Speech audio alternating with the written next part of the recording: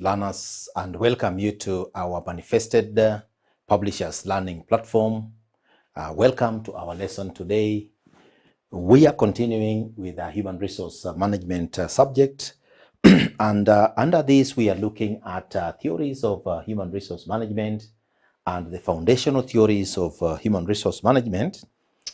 And we are looking at the interesting topic of motivation.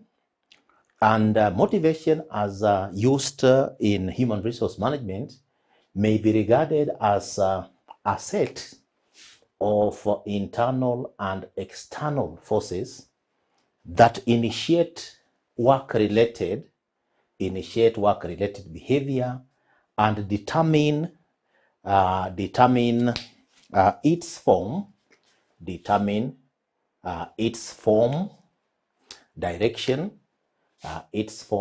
direction, intensity, and duration. Learner, when workers come to the work environment, they come to the work environment to look for work to do. But as they continue doing this work, they need to be encouraged. They need to be pushed on, and this push can come from the internal and external aspects. And that's why an organization must make deliberate efforts to ensure that employees are given an environment that is conducive to spur them to be able to realize the goals of the individuals and also the goals of the organization. So what are some of the reasons for employee motivation? Reasons for employee motivation. Reasons for employee motivation. What are some of the reasons that may make organizations or those managing working environments to motivate employees? Now, one of the reasons why motivation is important is to reward employee achievements. To reward employee achievements. Now, why should employee achievements be rewarded? An employee could be given a target in relation to what the employee has to achieve.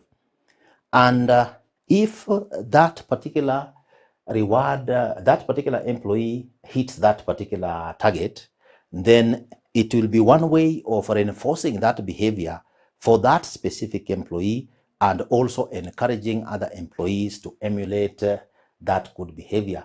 And these rewards, as we have seen, can be intrinsic rewards, can be extrinsic rewards.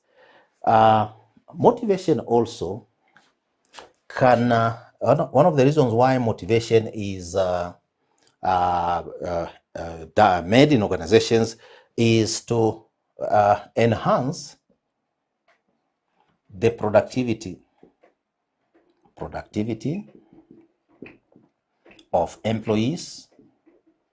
Enhance the productivity of employees. So if you have, for example, the team motivation, where a group of employees, let us take an example in the production department, in the administration department, they are able to work as a team. And if that particular team works and it is supported, then the productivity of one team, productivity of another team can lead to higher productivity within an organization. And that's another reason why employee motivation is important. Then employee motivation can also assist employees progress through their careers. Number 3, assist employees progress through their careers. Assist employees progress through their careers. So if employees are put in teams, employees are put in departments, employees are put in sections, their work is made to be exciting, those employees can be able to work in one department, in another section, in one branch, in another branch, and so on. And as that work is made exciting, that employee can be able to at least progress through their career paths. So that could be another reason why organizations may want to utilize motivation. Then there is the element of development of leadership skills. Number 4, development of leadership skills at all levels in an organization. So look at it this way. If you have a team that has been motivated to work together and has developed a working relationship, then within those particular teams, each worker is encouraged to develop leadership skills to be able to provide direction at whatever level they are operating from. So that development of leadership skills becomes one of the reasons why an organization may want to enhance the aspect of employee motivation. Then there is the aspect of providing learning and development opportunities, provision of learning and development opportunities, provision of learning and development opportunities. So when it comes to, let us take an example, Lana. When it comes to, for example, team rewards, it means an employee will work or operate in a team, and if that employee is a newly recruited worker, that employee has a chance to work with employees who have experience, and that one provides a learning opportunity, especially in what are referred to as learning organizations. So that helps that particular employee to be able to develop by learning and taking advantage of those opportunities that though are geared towards motivation, but also helping them to learn. Then there is the element of development of talents, development of talents within development of talents within an organization. Development of talents within an organization. So if you have talented workers and you give them a chance for innovation and experimentation, so this will lead to maybe new discoveries, new ways of doing things, and so on. And this development of talents can make workers to be motivated because they have been given an environment to innovate. They have been given an environment to experiment with new ideas, and that one can go a long way in developing those kind of employees and so on. Then there is the element of provision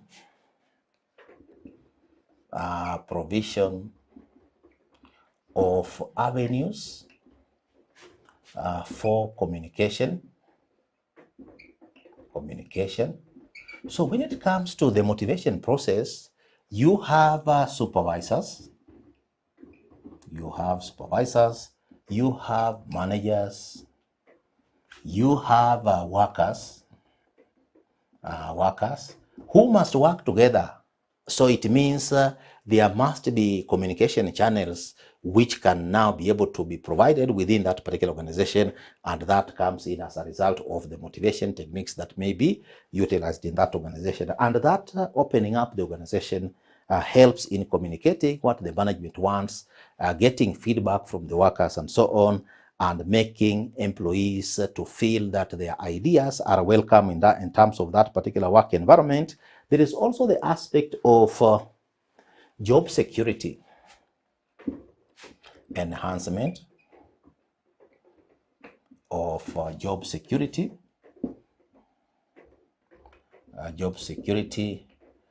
through employee engagement.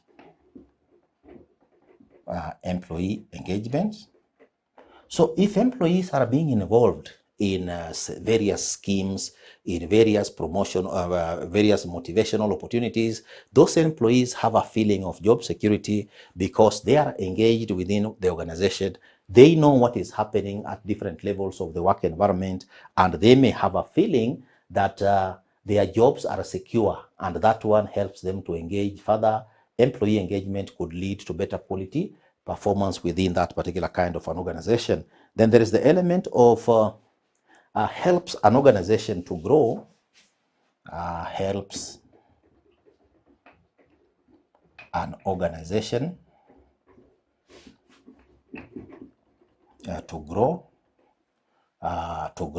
helps an organization to grow through employee involvement,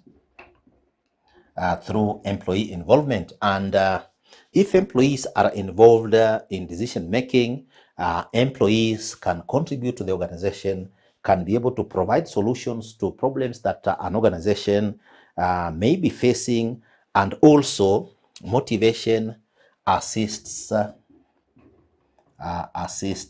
employees to work in teams which can create synergy. So motivation requires that if you have team efforts, if you have teams that are supposed to work together, these teams can work and collaborate. So through collaboration, these teams can also compete and bring a competitive spirit within a given working environment to ensure that the organization can be able to achieve its targets, its objectives, and create harmony. So Lana, today we have looked at motivation. We have also looked at some of the reasons for employee motivation, and we have indicated that when it comes to motivation, motivation is regarded as a set of internal and external forces that initiate work-related behavior and determine its form, direction, intensity, and duration. Now, some of the reasons for employee motivation: number one, to reward employee achievements. Number two, enhance productivity of employees. Number three, assist employees progress through their careers in terms of their chosen career paths. Number four, development of leadership skills at all levels in an organization. Number five, provision of learning and development of opportunities, for example, through team rewards. Number six, development of talents within an organization. This can be done through innovation and experimentation. Then number seven, provision of avenues for communication between supervisors, managers, and workers. Number eight, enhancement of job security through employee engagement. Number nine, helps an organization to grow through employee involvement. And number 10, assists employees to work in teams which can create synergy and collaboration. So Lana, these are some of the reasons that make it necessary for organizations to motivate employees or use motivation. So before we finish our lesson, there is an assignment which you need to work on, Lana. Assignment. You have an assignment, and this assignment is elaborate on the reasons for employee motivation in modern organizations. So this is your assignment, dear learner. Elaborate on the reasons for employee motivation in modern organizations. So that's your assignment, And we have come to the end of our topic today, which was motivation. We have looked at the meaning of motivation, the reasons for employee motivation, starting with to reward employee achievements at number 1, and at number 10, assist employees to work in teams, which can create synergy. And we have also looked at the assignment for the lesson today, which has been elaborate on the reasons for employee motivation in modern organizations. So, dear learner, thank you very much for being active in our lesson.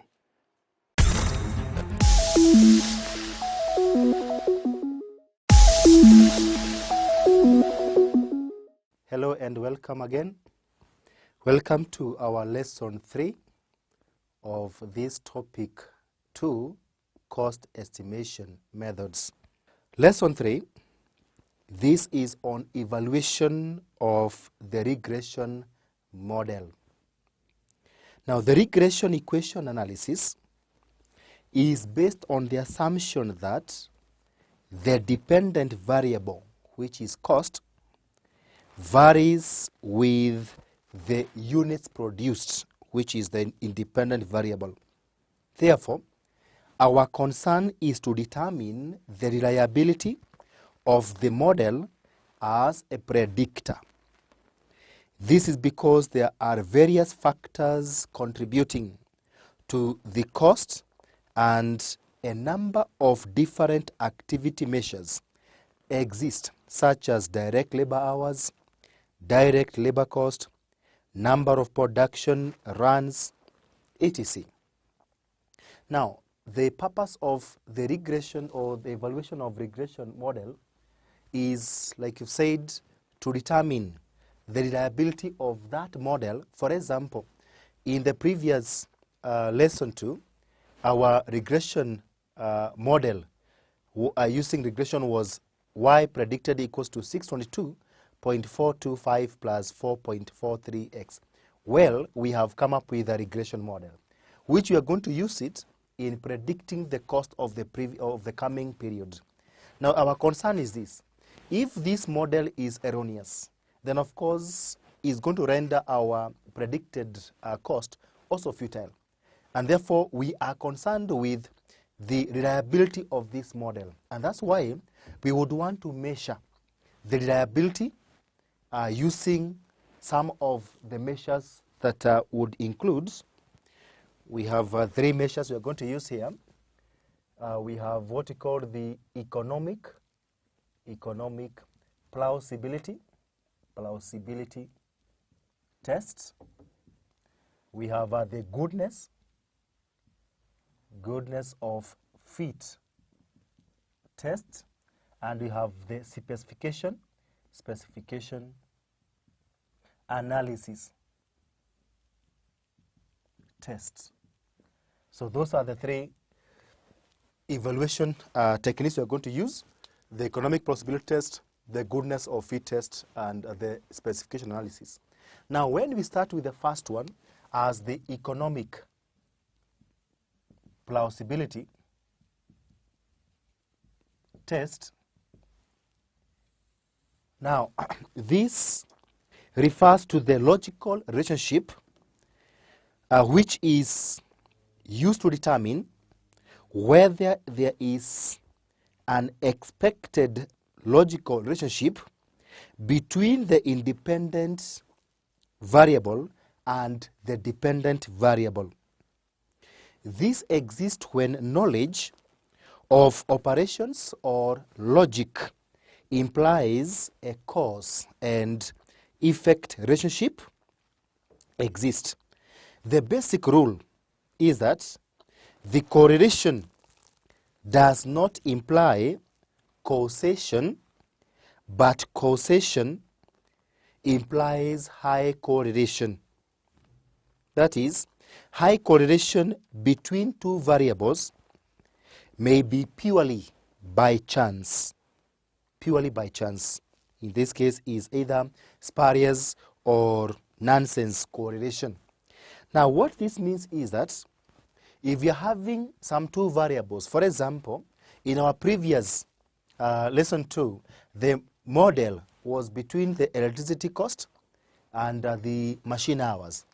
That would mean, as per this equation, the machine hours, which is x here, having a positive coefficient, which is 4.43, it would mean that for every 1 hour used, the electricity cost increases by 4.43.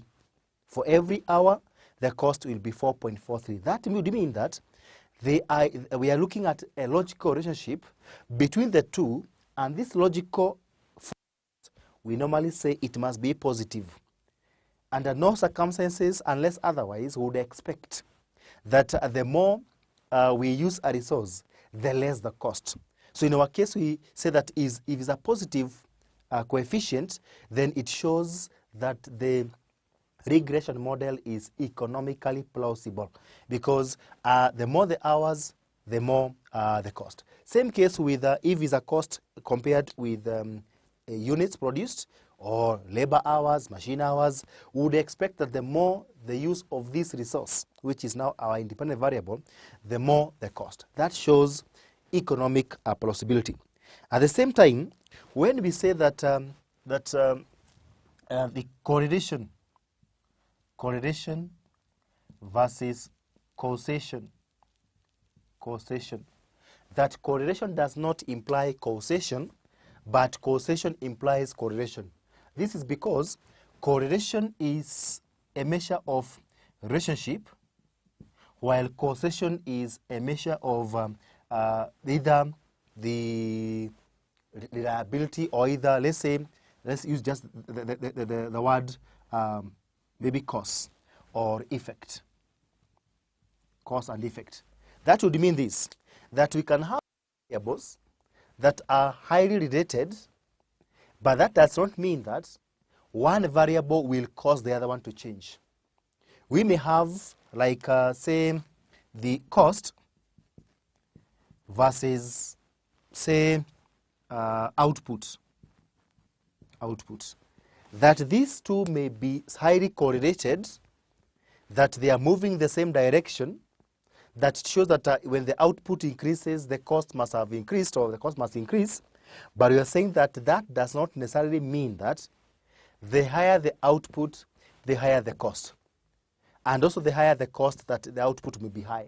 It may mean, for example, we can have an example of labor hours. If we are having what we call the idle time, and we pay that idle time, automatically we'll incur more cost, but the output is constant. Output never increased, but the cost is increased. What does it mean? The cost has increased not because of output. So in this case, the output never caused this cost to change. So that means having high relationship does not mean that you are going to cause or to affect the other. But at the same time, the reverse is that causation would mean correlation. That means if there is some cause effect or cause and effect, then that means the reason why you are able to affect the other variable is because the two are related. Otherwise, it will be not, it will not make sense, probably, where a variable causes the other where they are not related at all. So in that case, causation would cause, or would actually mean correlation.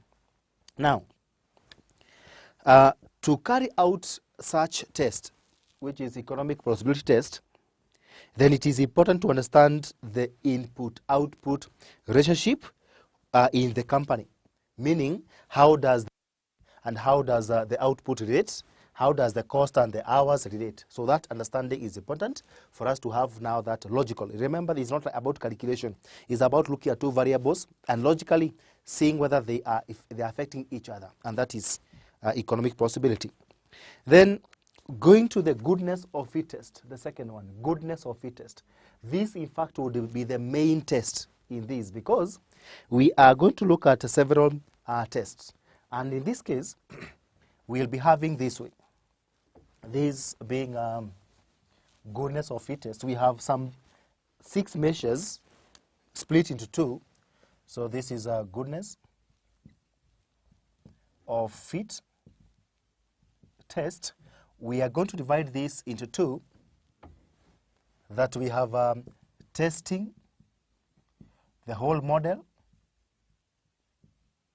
and this one is testing the slope.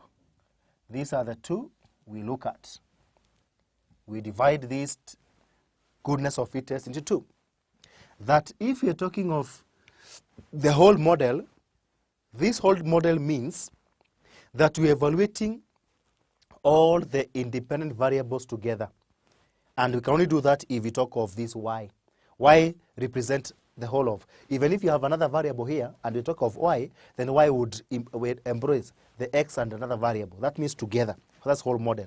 That means we have three measures we can apply here. The first measure or test is what we call the coefficients. Coefficients of determination. And this one you can have it as r squared. Number two is what we call the standard error of estimate, and this is what we call the SE. So E is subscript.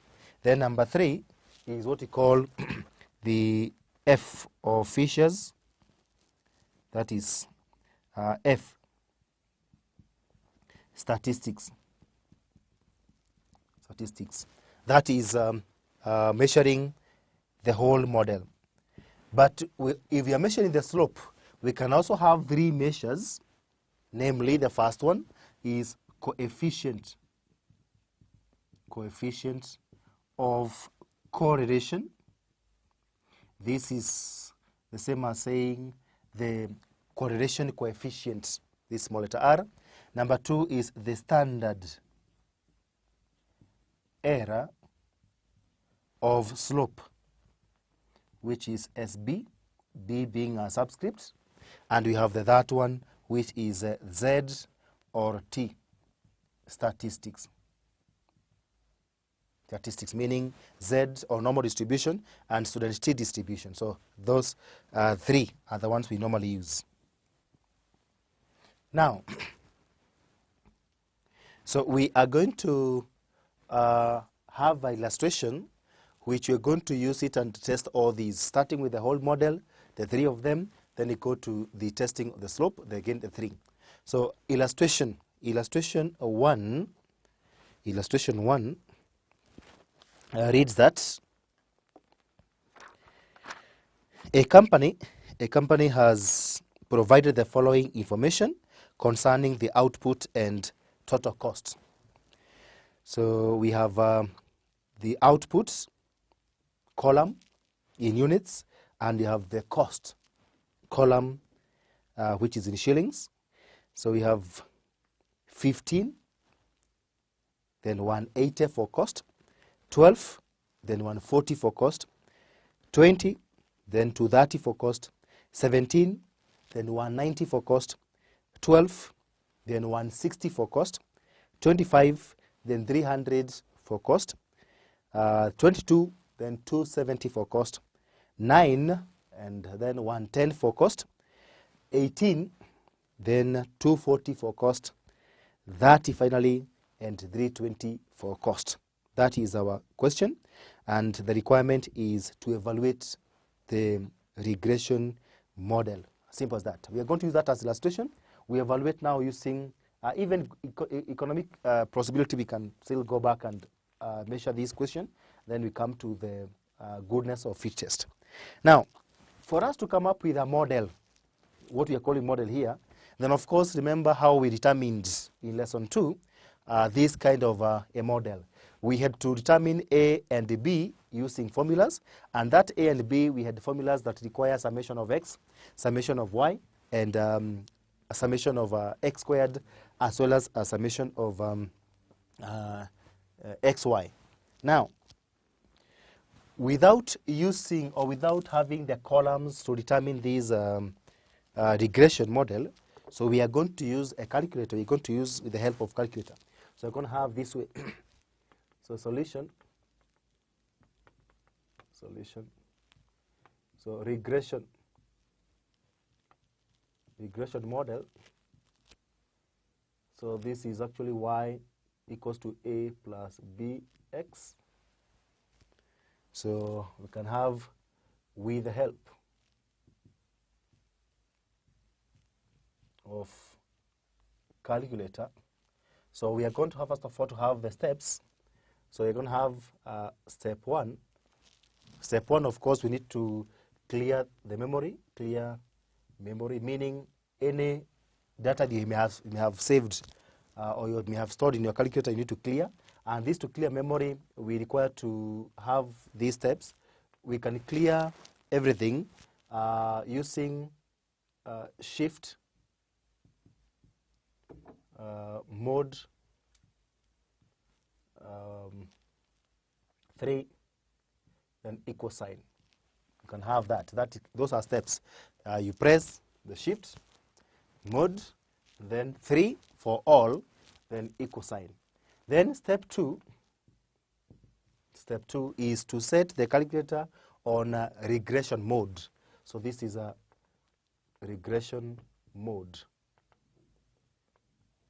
So we do it this way, that we press mode.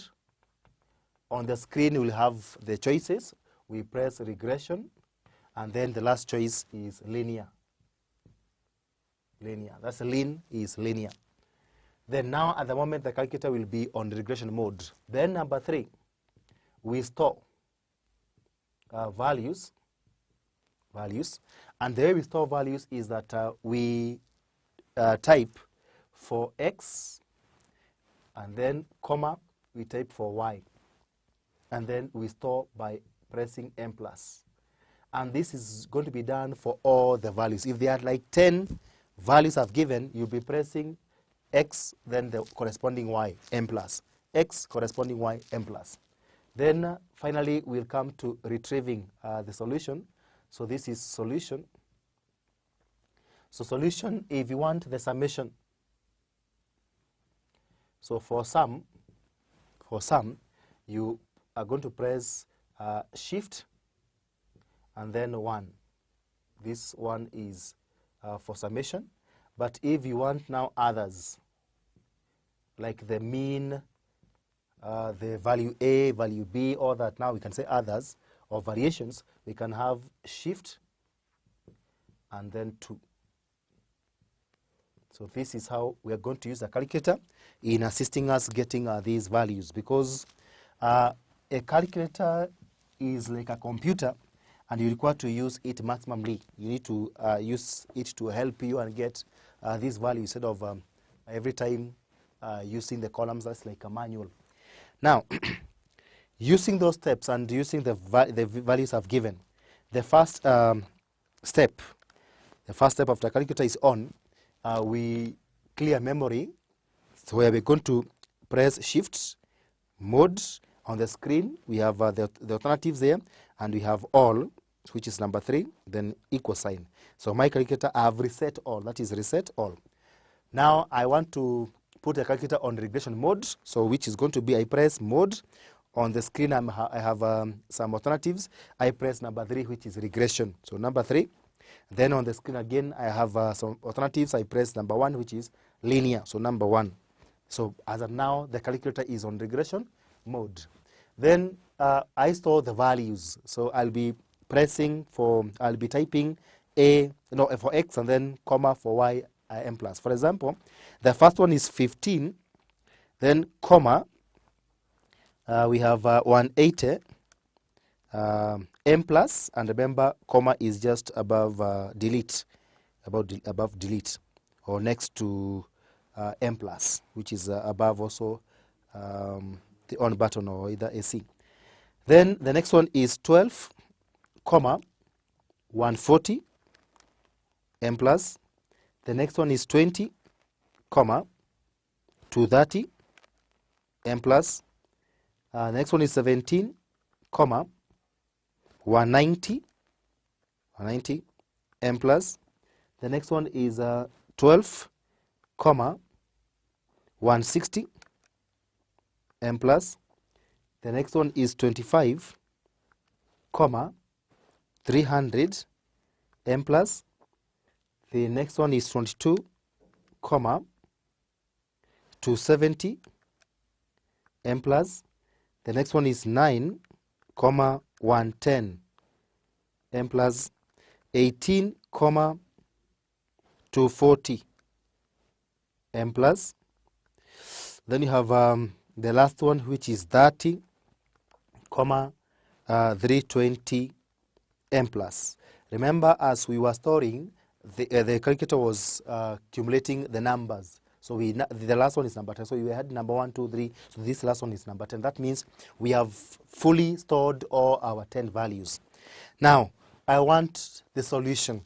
The solution I need in my formula, which is b equals to n summation x y minus summation x summation y, or divided this by n summation x squared minus summation x, you square here, and our a, which is summation x, no, summation y minus b summation x, you divide this by n.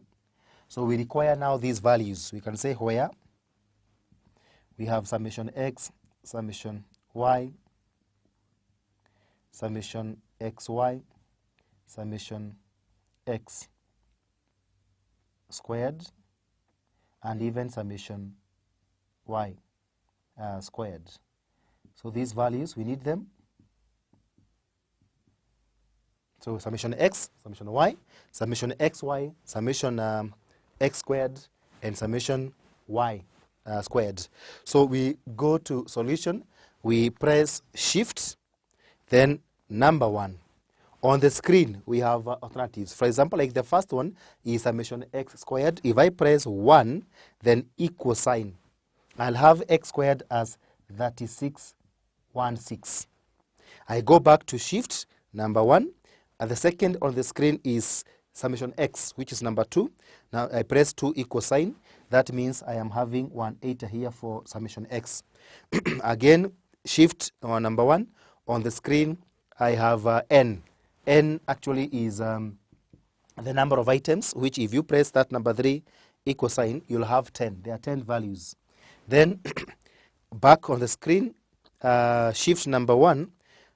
Then on the screen, you need to use the navigation arrow or the replay, where if you press towards right, you'll have more alternatives provided.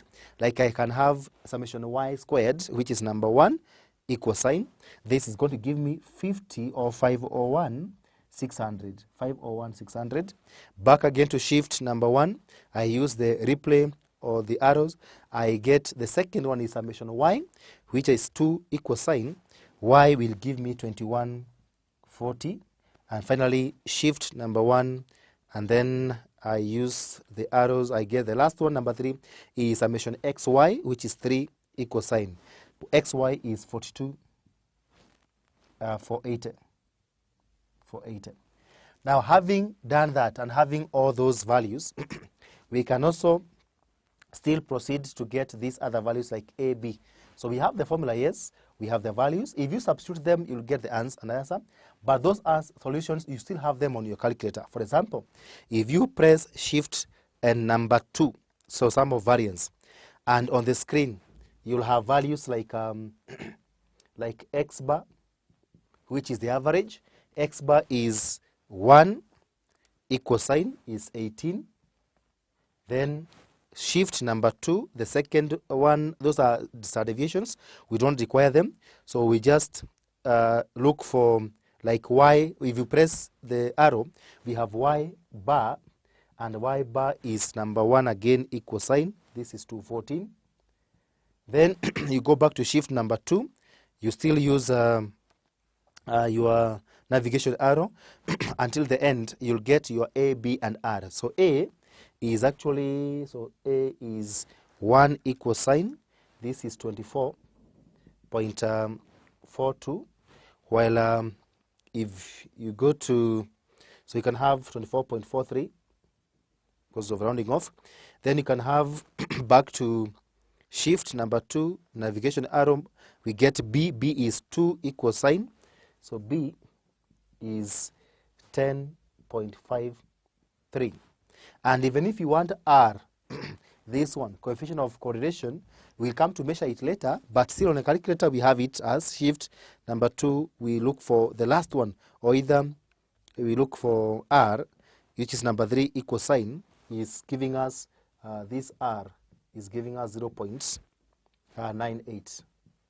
So we have those values together, and therefore we can say, as at now, we can construct, or we can have our regression model, which in this case is, therefore, Y predicted will be A is 24.43 plus B is 10.53x.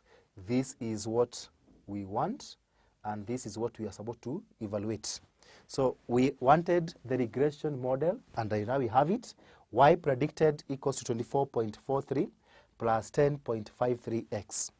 Now, as we start to evaluate, if we look at, before goodness of it, the economic possibility, we asked ourselves whether there is some logical relationship between the two variables, like now the output and the cost. Using this positive coefficient, which is 10.53, we can say yes, there is some logical relationship between the output and the cost, because they move in the same direction, positive direction. That is true. Now, coming back to testing the whole model using the coefficient of determination. So we are going to do this way. Let me have it here. So coefficient of determination is what I want to start with. Having all those values, I have my values. We have all those values. And we have this regression model. So our first one, which this is a testing whole model. So the first one being coefficient of determination,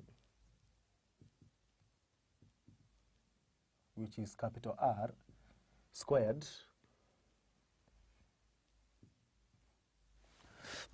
now what is it? What does it measure? And how does it measure?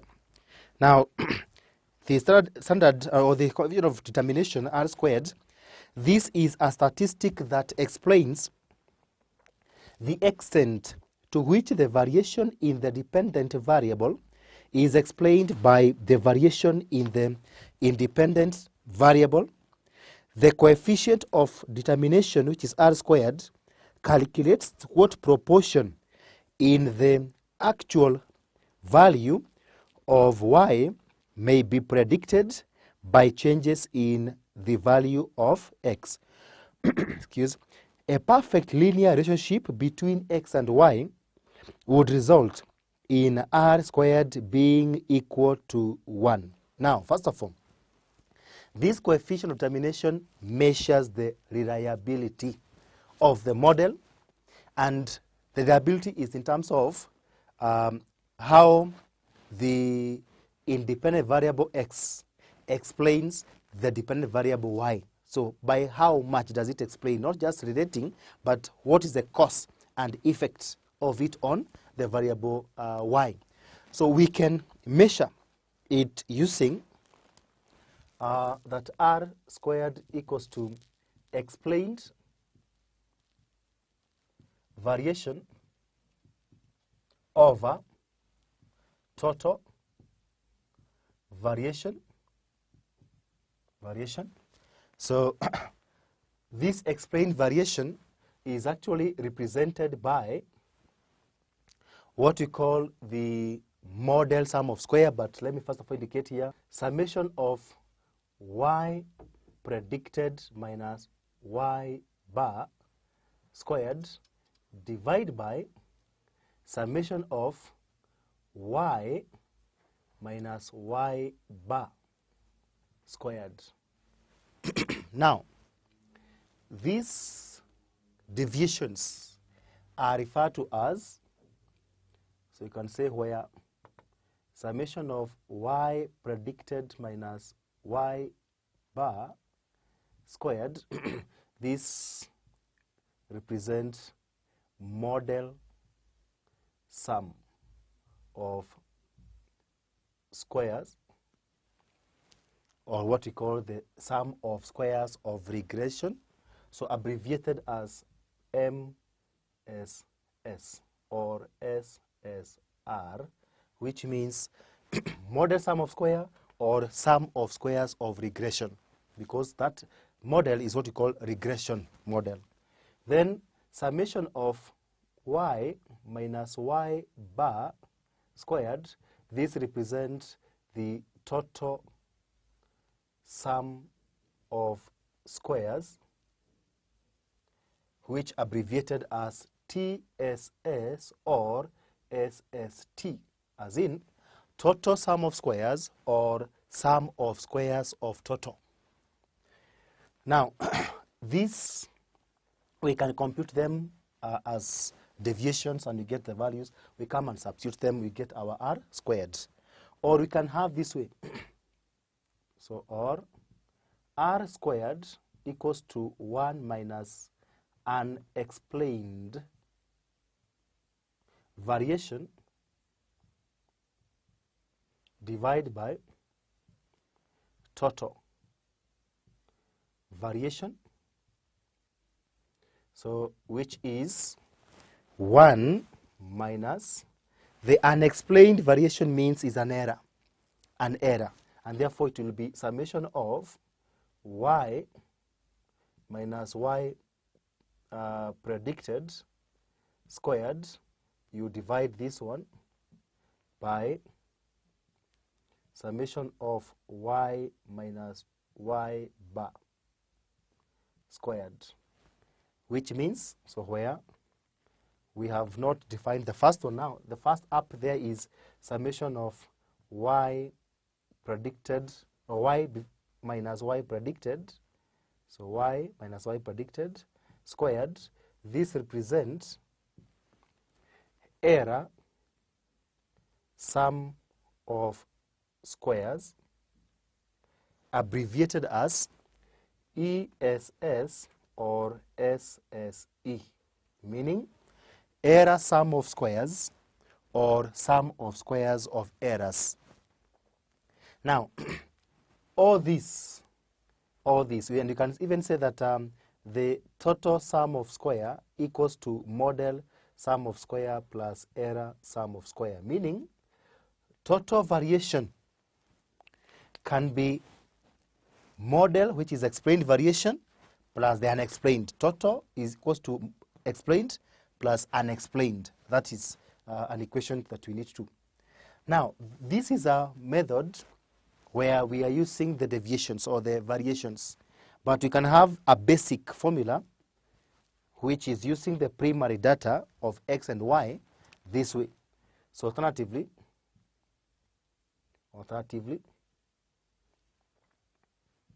we can have R squared as the n summation x y minus summation x summation y. This you square divide by, this is divide by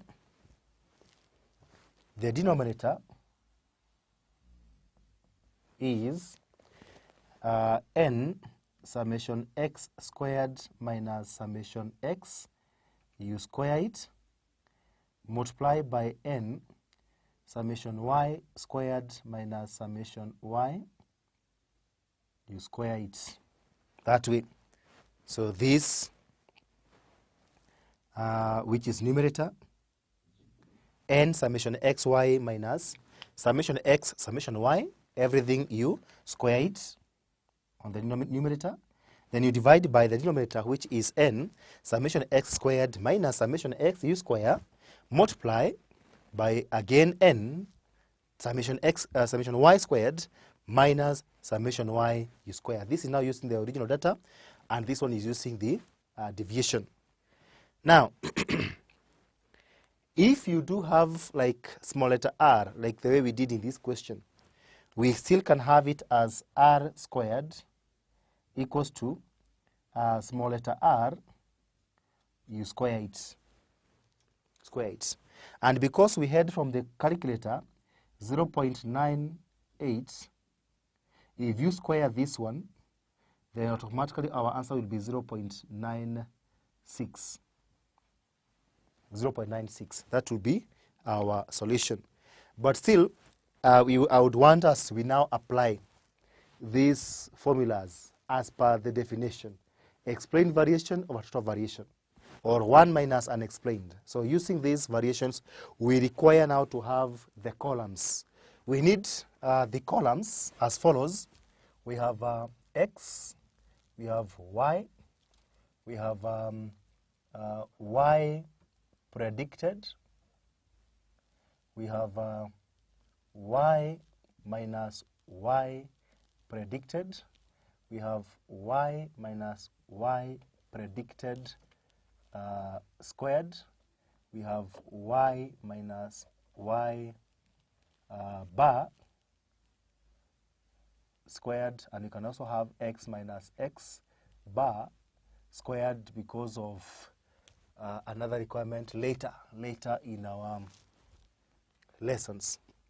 So the values of x as given and provided in the question, I had given 15, 12 downwards, 15, 12, we have 20, 17, we have 12, 25, 12, 25, there is 22, 9, 22, 9, there was 18 and 30, 18 and 30, that is our x.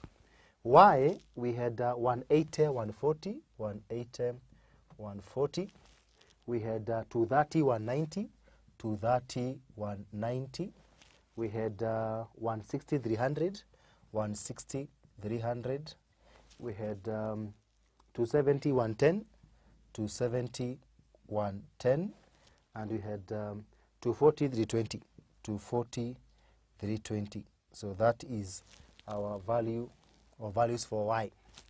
Then to get these predicted values, these values predicted, then we require to use this model. The model we had here, if we can recap it, the model we had was y predicted equals to, we had 24.43 plus 10.53 x. This is what we need to use to get the value there, and we are going to use that function or that model this way. We are going to type 24.43, we add 10.53, then we multiply, we substitute now x. The first one is 15. If you put 15, then our value will be 182.38, 182.38, that's the first one. And then to determine the value of for 12 on the calculator, since you have typed that formula and you have multiplied by 15, you just need to use the navigation arrow backward, replay backward, which is on the left. You press once, and then you use the delete button. To delete 15, you put 12. If I delete 15, I put 12, then equal sign, I'll have 150.79. Then I use the same button backwards. I delete 12, I put 20. This is going to give me 235.03. Then I use the button again. I go backwards, 24.43 I've erased, I've messed there, 43 plus 10.53, so now we talk of 17.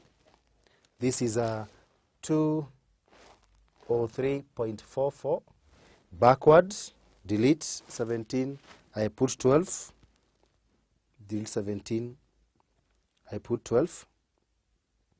So this is going to give me the same figure we had here, 150.79, and then the button, I delete 12, I put 25.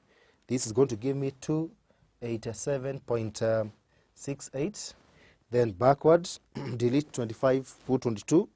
This is going to give me 256.09. Backwards, I've messed there. So it was 24.43 plus 10.53 multiplied by 9. So the answer should have been 119.2. Backwards, I delete 9, I put 18. This would be 213.97. Then backwards, I delete 18, I put 30. This would give me 340.33. Now, that is our predicted value of y, predicted now. Now, this predicted will be compared with the actual. That's what you have. That's what you have here. We take y, we subtract these y predicted, and that would become our error. And that error, we would again come and square it here. So these two columns, we can operate them simultaneously this way. We'll be having the error, then you square it here. So the error, and then we square it. So that you can have the two values or the two columns done simultaneously. Now, I'll also try to save or store my second column so that now I can have total down there. This way, first of all, I clear the memory, which is shift mode 3 equal sign, which is reset all. Then now I'll be getting the difference. For example, I take 180 minus 182.38.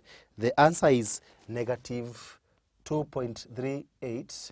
That one I square it and I store m plus.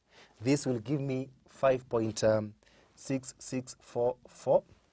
Then I go to 140 minus 150.79, which will give me minus 10.79, which I need to square it. So I need to type 10.79 because if we square directly, it may square a different figure than 10.79. So 10.79 squared answer, or m plus, is 116.4241. Then we have minus 235.03. I mean 230 minus 235.03. This difference is 5.03, and it is minus. So that 5.03, you can square it and store it, m plus. This will be 25.3009. Then 190 minus 203.44. This would give me minus 13.44, which 13.44 squared m plus. This would give us 180.6336. Then 160 minus 150.79. This would give us 9.21 positive. That 9.21 squared m plus, this is 84.8241. Then 300 minus 287.68. The answer is 12.32 positive.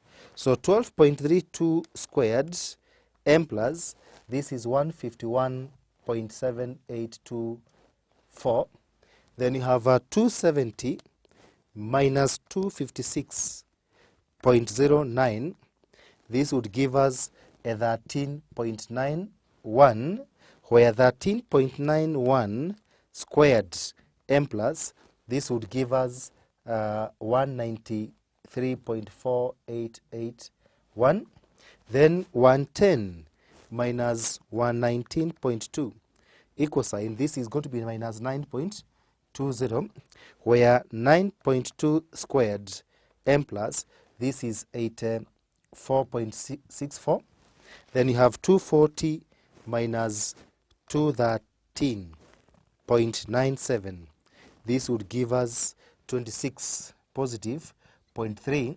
So 26.03 squared m plus, this is 677.5609.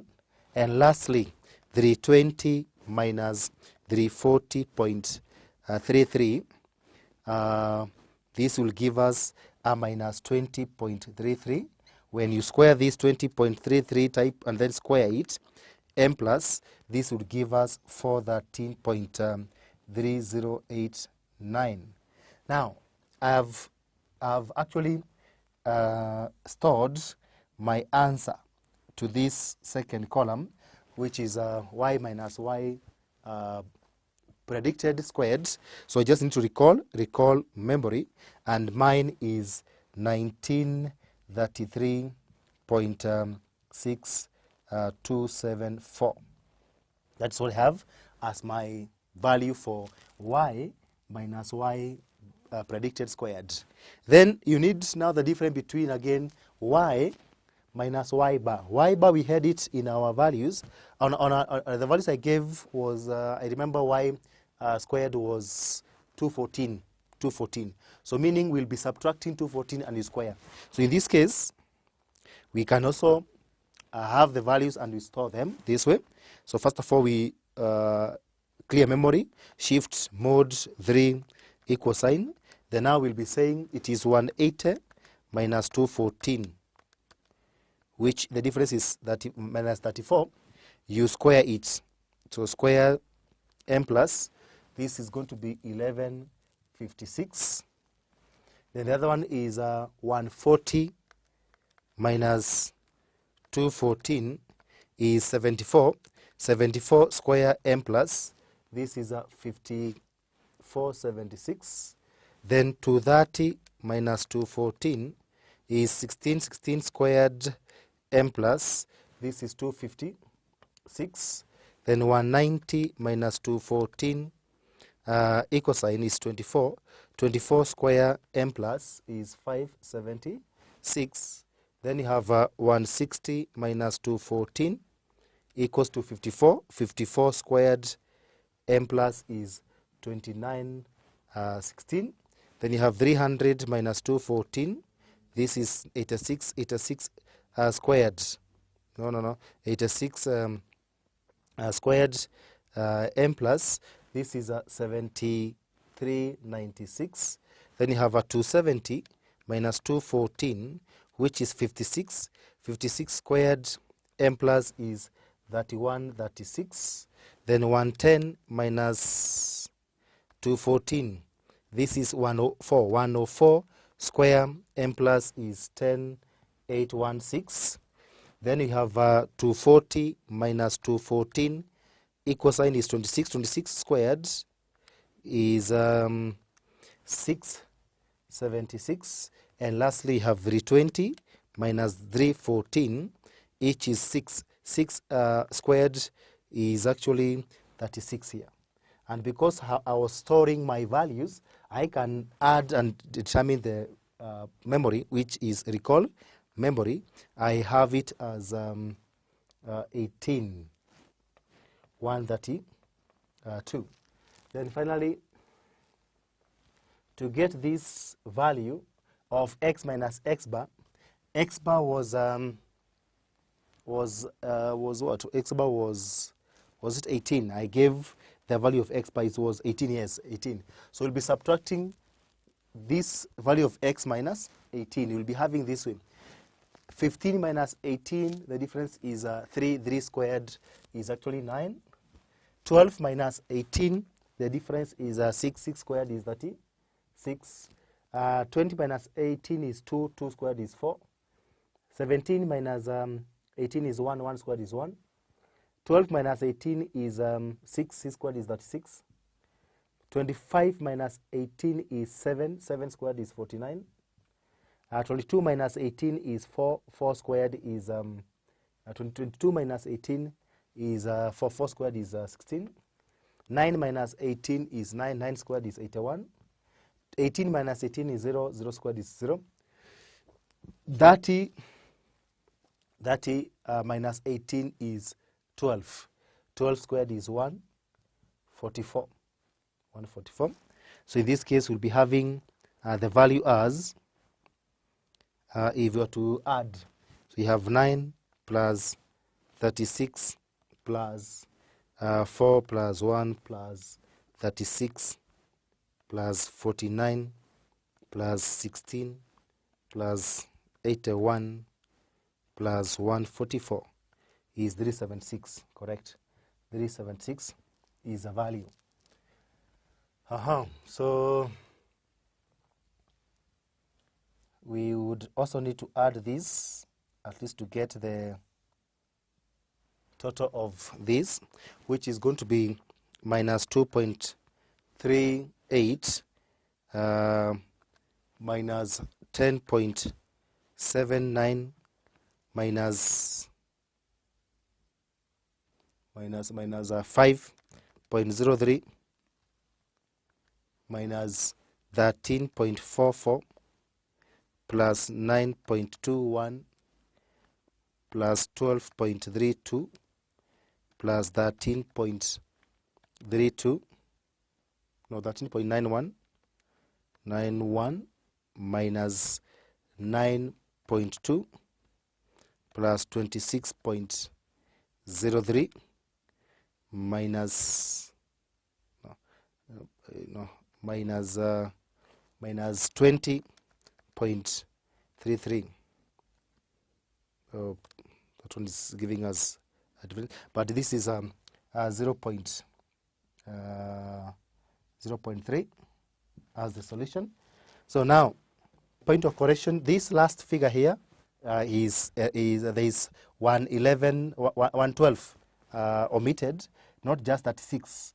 It is 11 to 36. So this is 11 to 36, not just 36. And therefore, the total is not just 18. The total is supposed to be, sorry for that, total is supposed to be 43, 640. That is the correct answer. The rest values are okay. Now, from what we have indicated in our formulas here, this we are calling total sum of square, which I gave as y minus y bar squared. It's this one now. Y minus y bar is this one. So this one I can refer to it as total sum of square. And then this one, which is y minus y predicted, is the error. Y minus y predicted squared is the error. So we can have it as error sum of square. This one is ESS. Now, having those two, we can now be able to use those formulas we have there by substituting, and we say that that TSS equals to MSS plus ESS. So if you want to get MSS, then because you don't have MSS, we don't need to have that column as long as you have these two values. So with this formula I gave here, TSS equals to MSS plus ESS, we can, if you have two of them, we can get the other one if you want. Like in our case, to get MSS, which you don't have in columns, we can take the TSS and we subtract the ESS, which in this case, TSS is actually 43,640, while ESS is 1933.6274. So in our case, our MSS value shall be, if we take 43,640 minus 1933.6274, this is going to give us 41,706.3726. That's what you have. Now, having everything, we can now say that, therefore, R squared equals to, looking at the formula that I had used up here, I had used explained over total, which is actually the model sum of square divided by the total sum of square.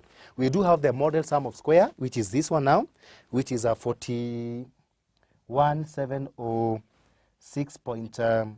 3726. I divide by the total sum of square, which we have here, 43. 640. Now, this one will give us, on average, if you divide, we divide 41, 706.3726, we divide by 43, 640. This is giving us exactly this 0.96 that I had given you initially. So this is giving us 0.96. 0.96, that is our answer.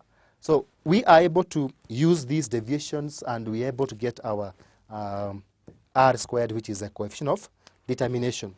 Now, what does that mean? What does this R squared mean? 96% or 0.96. Is it a good or a bad measure? So you can have there that note, the higher the R squared, the higher the reliability of the cost function as a predictor. So the higher the R squared, the higher the reliability of the cost function as predictor. As a rule of thumb, at least 80% for the model is reliable. So 80% at least, meaning ours is even more than 80%. So we can say that our model is reliable.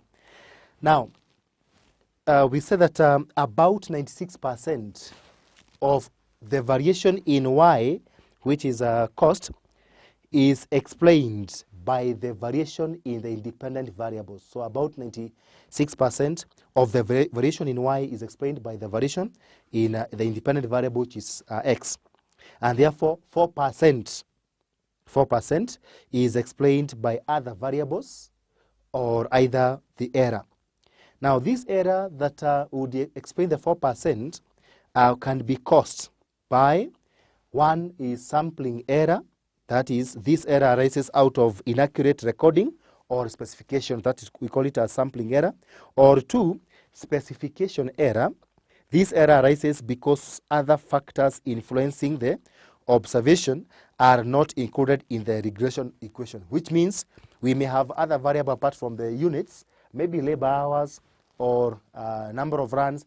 They may also affect the cost, and they are not in the question. And therefore, as they are omitted, then you're having a 4% error. Then number C is measurement error. These errors arise due to computational mistakes in measuring, sampling, coding, and writing or feeding data. That means even in our rounding off, we have used rounding off, and at the end of the day, we may have something as an error for the 4% or as something small on that error. That is now what it would mean. So that means what? R squared, which is coefficient of determination, measures the reliability. Now, the reliability is where that the whole model is good for prediction. And as long as it is above 80%, which our case is 0.96%, it is very reliable for prediction. This equation here is reliable for prediction because it measures a higher value. And at the same time, only 4% would be an error. Otherwise, 96% is already explained by this variable. I would say that the number of units, which is X, actually explains and shows its cost on Y, 96%. That means it is a good combination of the two variables, the dependent and the independent, and they make a model that we can be able to use to predict the future costs. That is all. We've come to the end of our lesson 3, which have focused on one measure or one evaluation of a model, which we're calling as coefficient of determination. It is very important and for you to understand these formulas and how to arrive at these columns so that you can be able to use these deviations. Note that the total sum of error, or the total sum of error, model sum of error, and error sum of squares, these are important in your understanding and even coming to evaluate, not only in coefficient of determination, but even in the standard errors and other measures we are going to use. So it is important for you to understand. At the same time, this formula here we have used is also very important for you to understand. But in absence of these actual values, we can still use these deviations that we have used on this table. And that is it. Thank you, everyone.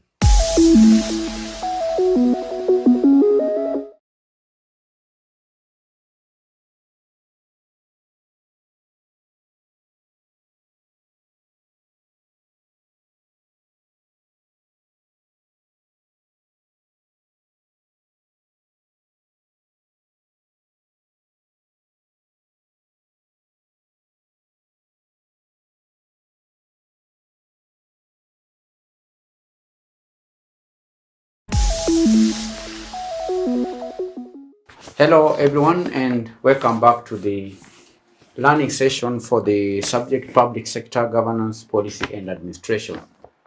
Today we continue with topic number 2, which is government organization, functions and practices. In today's session, we are going to focus on the role and responsibility of the certified secretaries and governance auditors in management of government. These are two offices or individuals, the certified secretary and governance auditor, or certified secretaries and governance auditors. What is the responsibility and roles of certified secretaries and governance auditors in management of government? So by the end of this lesson, you should be able to explain the role and responsibility of certified secretaries and governance auditors in management of government. We will start with the role of certified secretaries. Now, candidates, certified secretaries play an important role in the management of government. They are trained professionals who possess a wide range of skills and expertise that are essential for effective management of government. And in this lesson, we are going to study some of the roles and responsibilities of certified secretaries in the management of government. The first role, number 1, is providing administrative support. Certified secretaries provide administrative support. They provide, or they are responsible for providing administrative support to government officials and also to government departments. They perform tasks such as record keeping, scheduling appointments, organizing meetings, and so on. Administrative support to government officials. They provide administrative support to ministries, to departments, to agencies within the government. Then another role is in relation to legal compliance. Legal compliance. Certified secretaries ensure that government departments and officials comply with legal and regulatory requirements. They ensure that government policies and procedures are in line with the legal and regulatory frameworks. You understand? Legal compliance. They ensure that the government departments, that government officials comply or obey or adhere to legal and regulatory requirements. 3, risk management. They also have a role in relation to risk management. Certified secretaries identify, they assess, and also manage risks in government departments and government functions. That is to say that they ensure that risk management policies and procedures are in place and that they are followed by government officials and government departments. Risk management, they assess risk. After identifying, then they manage the risks within government. 4, strategic planning. strategic planning. They also have a role in relation to strategic planning. They assist in the development of policies, the development of strategies that align with the overall objectives of the government. They play a key role in strategic planning. Financial management. Financial management. Now, certified secretaries provide support in financial management to the government. All right? They get involved in financial management in government departments and functions by preparing budgets, by monitoring expenses, by ensuring that financial records are accurate and up to date. Human resource management. Human resource management.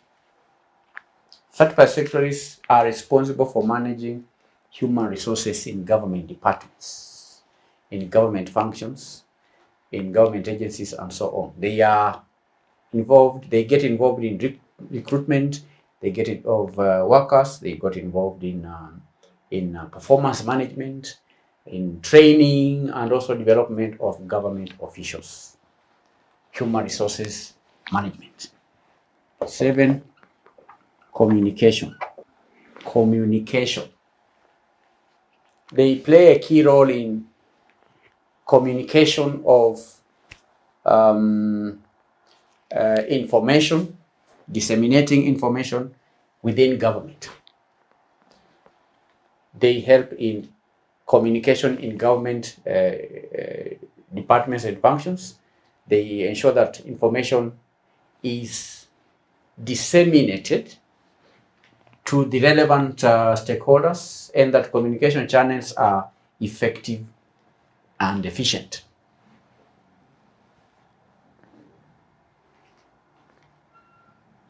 Roles of certified secretaries in government. So these are 7 roles: providing administrative support, ensuring that officials in government comply with the legal and regulatory requirements. They help in identifying and assessing risk and also managing risk. They play a pivotal role in strategic planning. They help the government in relation with the financial management issues. They help to manage human resources within government by helping in the recruitment, in performance management, in training, in development of workers within the government. They also ensure that communication within government is efficient, is open, is effective. So generally, candidates certified secretaries are essential in management of government functions in Kenya because they provide valuable expertise and support in a wide range of areas, including administration, legal compliance, risk management, strategic planning, financial management, human resource management, and communication. So these are roles of certified secretaries in management of government. We want to study the roles of the governance auditors. Role of governance auditors in management of governance. And candidates, governance auditors play a crucial role in management of government. These governance auditors candidates are experts. They are professionals who are trained to assess the effectiveness of governance structures, systems, and processes within government institutions. Do you understand? Governance auditors, I repeat, are professionals who are trained to assess 1, the effectiveness of governance structures, 2, systems, 3, processes within government institutions. And later on in this certified secretary syllabus, we'll be looking at in detail. There is a subject that deals with how to audit government institutions. Okay, all right. This as an area we will be looking at later on, looking at the functions, the procedures of how to audit government structures, systems, and processes. But here we will only mention some of the responsibilities of governance auditors in management of government, including conducting audits. One, they conduct governance audits, because governance audits should be distinguished from financial audits. So governance auditors conduct governance audits. They are responsible for conducting audits of government institutions and processes to identify areas of weaknesses and opportunities for improvement. They use various audit techniques. They use various audit tools to assess governance structures and processes. Two, they provide advice. They provide advice. Governance auditors provide advice. They provide recommendations to the government on how to improve governance structures and governance processes. They work closely with government officials to develop strategies and also plans to address weaknesses and improve governance. Three, assessing risks. They also identify and help in assessing risks. All right, they assess risks that are associated with government activities and provide recommendations on how to manage those risks. They also help government officials to develop risk management plans and processes, assessing risks. Number four, performance evaluation. They evaluate performance of government institutions and processes to determine whether they are achieving their objectives. They may use performance metrics. They may use performance benchmarks in order to assess the effectiveness of government structures and processes. Performance evaluation. Ensuring compliance. Ensuring what? Ensuring compliance. Government auditors ensure that government institutions and processes comply with legal and regulatory requirements. Because when auditing candidates, they audit, they examine the compliance of the government with existing laws, regulations, and so on. So they help the government to ensure to comply. They identify areas of non-compliance and provide recommendations on how to address such areas, ensuring compliance with legal and regulatory requirements, because the government is required to adhere to various laws, the Constitution, the various acts of parliament, the standards, reporting standards, the international public sector accounting standards, and all that. So the governance auditor ensures that the government complies, and where the government does not comply, where there is non-compliance, these auditors help, they develop recommendations to help the government to adhere to regulations, rules, and requirements. 6, they provide training. Another role is training. Governance auditors provide training to government officials on governance practices, on best practices in governance. And they also train on how to implement them. They provide guidance on how to maintain effective governance structures, how to maintain effective processes, and so on. So these are 6 roles of governance auditors in management of government. We've said that they play a crucial role in the management of government. They provide valuable advice, expertise, and support in areas such as auditing, advice, risk management, performance evaluation, compliance, training, and so on. And by improving governance structures and processes, governance auditors help to enhance the effectiveness and efficiency of government institutions and functions, and also ultimately improving service delivery to citizens.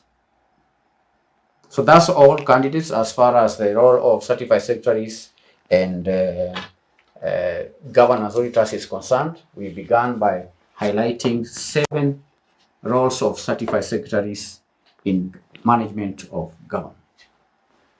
One, certified secretaries provide administrative support. They ensure the government complies. This is legal compliance. They also help in identifying, assessing, and managing risks. They play a crucial role in strategic planning. They help in financial management matters. They also help in management of human resources and help in dissemination of communication within government. Governance auditors, we've seen they conduct audits, they provide advice, they assess risks, they perform evaluations, they ensure compliance, and also provide training. So that effectively brings the lesson to an end.